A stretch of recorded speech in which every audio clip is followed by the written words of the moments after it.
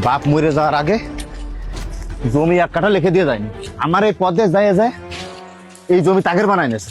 আরে পথের পর কটা গাছ লাগাইছিলাম, সে গাছ কটা পথে চলাচল করে মেরে ফেলেছে। এবার যাচ্ছেন এই পথ দিয়ে। এই কি রে আলামিন, তুই এসব কি শুরু করলি? তুই আমার বাড়ি যাওয়ার আসার রাস্তা বন্ধ করতেছিস কেন? এই বন্ধ করবে না তো কি করবে? তোর বাপ যে মরে গেছে, তোর বাপ মরে যাওয়ার আগে তোকে জন্য কি পথের রাস্তা করে ঠিক আছে? আরে পথের পর কটা গাছ লাগাইলাম, সে গাছ কটা তো মেরে ফেলেছি রে, যা আশা করি। আরে ভাই, তোর বাপ আর আমার বাপ আপন দুই ভাই। এই জায়গা ভাগ করার সময় তোর আব্বা কয়েছে এই পথটা আমাকে দেবে, এই জন্য তো আমরা রাস্তার পাশে জায়গা না নিয়ে ওই ভিতরে বাড়ি করেছি। এখন তুই যদি আমার এই রাস্তা বন্ধ করে দিস, তাহলে আমি বাড়ি যাওয়া আসা করবো কি করে? শোন, তুই তোর বাড়ি আকাশ দিয়ে যাবি কি বিমান দিয়ে যাবি আমি জানি না, তবে আমার এই পথ দে, তুই আজকের পর তার যাবি না। আরে ভাই, ভালো মুসিবত তো, তুই আমার আপন চাস্তো ভাই। তুই যদি আমার বাড়ি যাওয়া আসার রাস্তা না দিস, তাহলে ওই পরের মানুষ আমার রাস্তা দেবে? শোন ভাই, আমি অত কথা তো জানি না, তবে আমার এই পথ দে, তোরে আমি যাতে দেবো না। কিরে আলামিন, কি হয়েছে তোকে দুই ভাইয়ের চিল্লি করতেছিস কেন? আরে সে কথা কইস নি মামা, দেখ আমার বাড়ি যাওয়া আসার রাস্তাও ঘিরে দিচ্ছে, তাহলে আমি বাড়ি যাবো কোন পাশে তুই ক? এই তোর বাড়ি যাওয়ার রাস্তা মানে? এটা তোর বাড়ি যাওয়ার রাস্তা? এটা আমার জায়গা। ওর বাপ মরে যাওয়ার আগে ওর নামে কি একটা জমি লিখে দিয়েছে? ক, আমাদের জমির পাত দে ওরা বাড়ি যাওয়া আশা করে, আরে পথের কোলে কটা গাছ লাগাইলাম, সে গাছ কটা মেরে দিয়েছে। এই আলামিন তুই থাম। আরে মইনুল তুই শোন, আলামিনের জায়গা আলামিন ঘিরে দেছে, ও তো ঠিকই করিছে। তুই কোন দিক দিয়ে বাড়ি যাবি না যাবি এটা তুই ঠিক কর, নিজের ভিতরে ঝামেলা করিস নে, লোকে খারাপ কয়। আলামিন চল। যাচ্ছি। শোন মইনুল, এই বাস যেন খোলা না হয় করে দিলাম।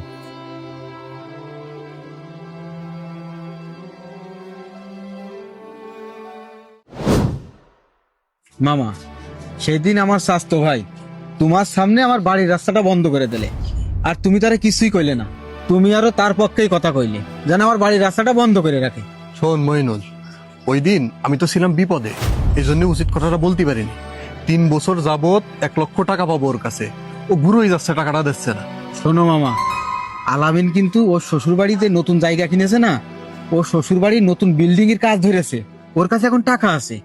তুমি এখনই যাও টাকার জন্য, যাই চাপ দাও, দেখো তোমার টাকা দিয়ে দেবে।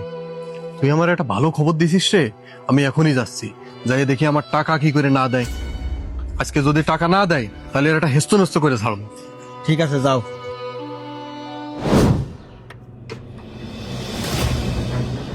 এ মামুন, হ্যাঁ ভাই। শোন এদিকে আয় তো। হ্যাঁ জি মামা বলেন। কই যাইছ ওদিকে? একটু বাজারের দিকে যাচ্ছি মামা। এই সময় বাজারে কি?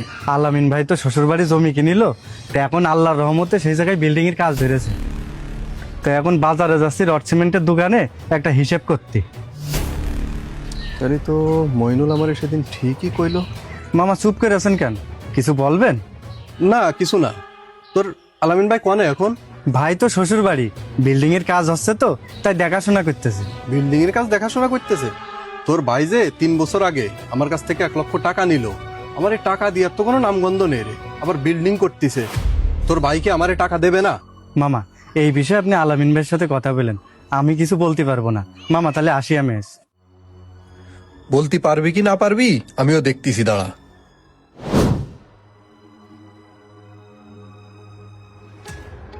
আলামিন এদিকে আয়। কি ব্যাপার, মারুফ মামা না? মারুফ মামা আমার শ্বশুর বাড়ি এলাকায়। আচ্ছা মামা আসতেছি। অদ্ভুত ভাই তাহলে ঠিকঠাক ভাবে কাজ করেন, আমি আসছি। আচ্ছা ভাই ঠিক আছে। মামা কি অবস্থা হঠাৎ এই এলাকায়? কি রে আলামিন, নতুন বিল্ডিং এর কাজ শুরু করেছিস, অথচ 3 বছর ধরে আমার 1 লাখ টাকা নিয়ে ধুনফুন করতেছিস, তোর কাহিনীটা কি কত? তুই কি আমার টাকাগুলো দিবি না নাকি? হ্যাঁ রে মামা, তুমিও তো দেখতেছি কিরকম করে করছো। আরে কিরাম করে করছি মানে? খারাপ তো কিছু বলিনি, তোর কাছে টাকা পাবো তাই টাকা চাচ্ছি, এখন ক টাকা কবে দিবি? হ্যাঁ রে মামা, তুমিও তো দেখতেছি কিরকম করে করছো। আরে কিরাম করে করছি মানে? খারাপ তো কিছু বলিনি, তোর কাছে টাকা পাবো তাই টাকা চাচ্ছি, এখন ক টাকা কবে দিবি? এই তো মামা, যখন দেখতেছি আমি একটা নতুন বিল্ডিং এ কাজ শুরু করেছি, আর তোমার অমনি হিংসা শুরু হয়ে গেছে, আর এখনই তোমার টাকা লাগবে। এই জায়গায় হিংসের কোনো কথা না, তুই আমার টাকা না দিয়ে বিল্ডিং তুলতেছিস কেন? পাওনাদারের পাওনা টাকা কি দেয়া লাগবে না? আমি এখন টাকা পয়সা দিতে পারবো না, তোমার টাকা পয়সা যদি নিতেই হয় তাহলে কিছুদিন পরে নিও।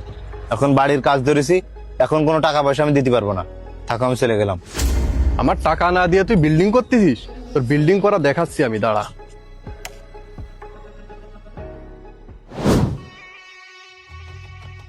কি ব্যাপার, আমারে পথ গিরল কিরা? মামুন, মামুন রে, এ আমারে পথ গিরেছ কিরা? এ কি হয়েছে, চিল্লেছিস কেন? আমি ঘিরে দিছি। মামা, তুমি পথ গিরে দিছো কেন? দেখ, আমার রাস্তা আমি ঘিরে দিছি। সরকারি পথ তো ওই পর্যন্ত, এই জায়গার থেকে এটুকু আমার ব্যক্তিগত পথ।